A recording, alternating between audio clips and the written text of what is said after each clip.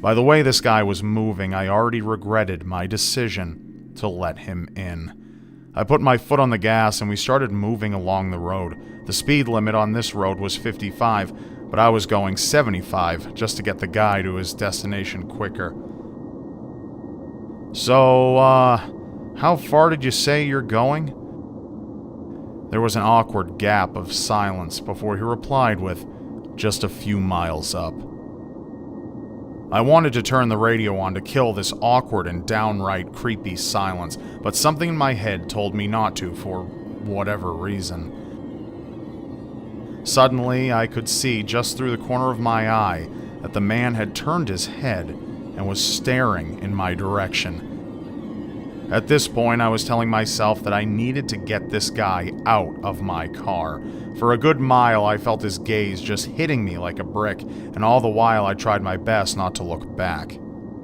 Finally, he turned his head the other way and said, "You know, I've been wondering for the longest time if it's just worth it to end it all." I looked at him in confusion. He dug his hand into his pocket and said, "I've been carrying this knife with me for the past few weeks, wondering when the right time would come."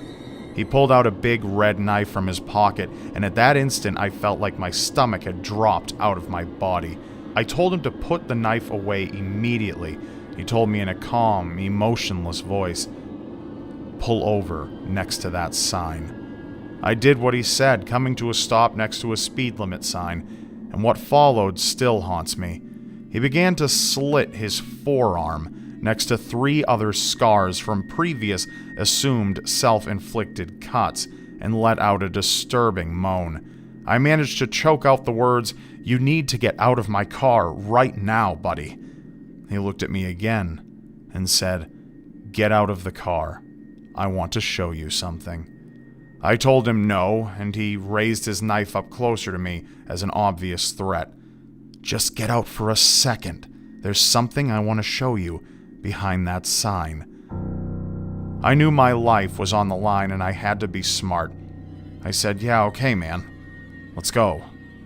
I opened the door to my Jeep, making a point of leaving it open, raised my hands in the air and backed away slowly from the door.